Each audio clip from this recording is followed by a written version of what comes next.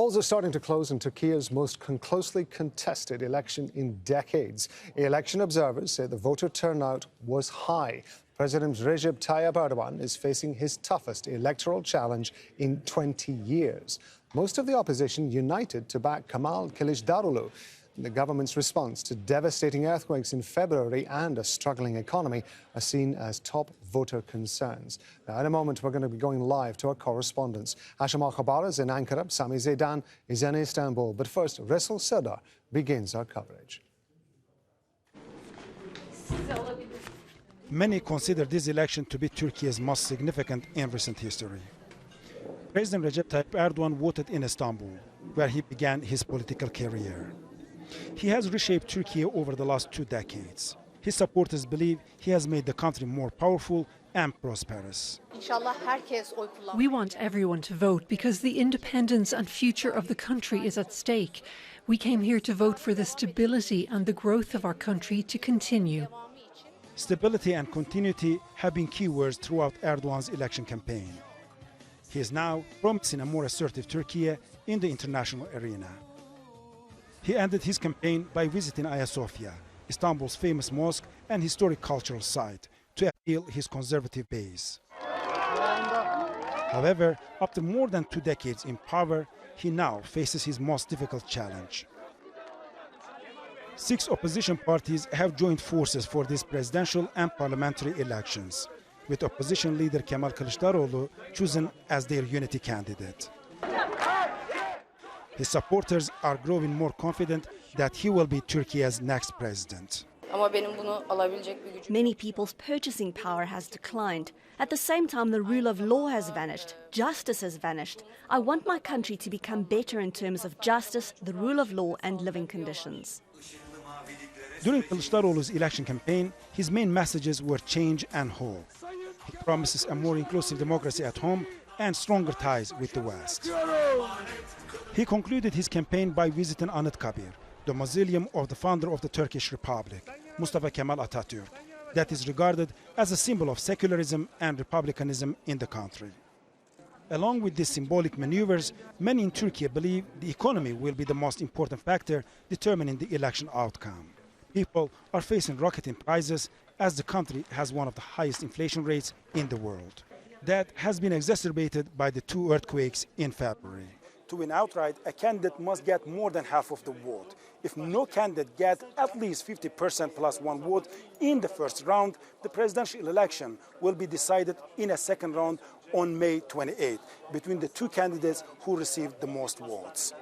Resul Serdar, Al Jazeera, Ankara. OK, let's cross to Sami Zeidan, who's in Istanbul for us. Sami, so the polls have closed. What happens next? When are we going to know the results?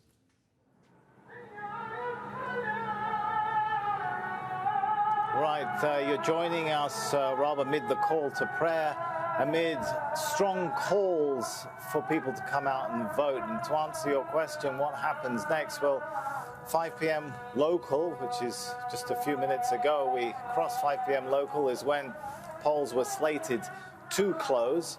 And in fact, now, as we go through, I'm getting word from our team, we've had official confirmation that those polls have now officially closed. The polls have officially closed.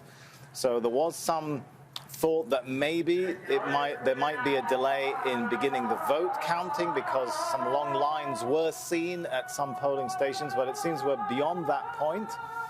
Now they start counting those votes. Now, we are not allowed to talk about results until the cutoff time, according to the rules, which is 7 p.m. local. That's 1600 GMT. Official results, Rob, will come out in 3 days, which, yes, I know what you're thinking. That feels like a lifetime in a situation like this, where a nation is on knife edge, wanting to know where these crucial elections, presidential and parliamentary elections, are taking a nation that is vital in global affairs. But the good news is, as of 7 p.m. local, we can start to talk about some of the unofficial results that will start coming in that will give us a strong indication of who's winning and who's losing. But for now, you've got to sit back, fasten that seatbelt, and hold your breath. Rob. Sami, just as you've been talking to us, we've been looking at some live pictures from at least from one of the polling stations that I think is in Istanbul. It does look as though, from what I can see from the agency feeds here, they are beginning to total up at least the papers that they have in front of them. What is going to be key in all of this, and I know you've been talking about this since the polls opened, is the number of people who actually went out to vote. Do we have any indication of what the turnout has been like? Yes, absolutely. We've had some indication from our teams which are right across this country watching these polling stations, not only in the major cities. Al Jazeera is also in some of those rural heartlands, but let's not forget, people were hit, but millions of people were hit by those devastating earthquakes. And the constant message, the consistent message we're getting back from our teams is that there does seem to be a good turnout. Turnout's been strong, particularly here in Istanbul, and that's important. Although this is not, of course, the political capital of the country, but this is the economic, the cultural heart of Turkey. It is the country's most populous city. Around a fifth of the population lives here, and by some measures, even the biggest city in Europe, depending on how you calculate that. So what happens here and how much of a turnout is being watched very carefully. This is what I can tell you. Every indication, people have been absolutely energized in Istanbul over this election. We've seen scenes not only of a strong turnout, sadly in some cases in different parts of this country, 3 cases of people having heart attacks, a polling supervisor and 2 voters having heart attacks because of the almost palpable excitement, the tension that has gripped this country. I mean, I can tell you, part of my childhood was in Turkey. I've seen elections before. It's hard to remember a time in Turkish political history when things have been this tense, when people have been this fired up and energized. The good news is, here we are, polls have closed. No major reports of any major security incidents so far. No major reports of any claims of irregularities at polling stations so far. Rob. Sami, thank you very much indeed. Sami Zeidan bringing us up to date from Istanbul. We're going to cross to Hashim Al-Khabar, who's in the Turkish capital, Ankara. So Sami was describing Istanbul as the economic and cultural hub of the country. You're in the political centre of Turkey. What does a high turnout mean for Recep Tayyip Erdogan?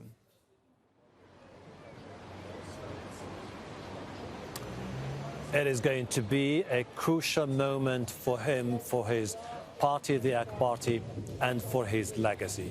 I mean, it has been a busy day here. There have been long lines at most of the polling stations. This has been a decisive moment since the start of the election campaign. You have 2 main candidates offering 2 different visions about how to move forward. And I think it's because of that suddenly you have this feel that this could be an historic moment for Turkey, and this explains the very high turnout. People predict this could be one of the highest turnouts over the last few years.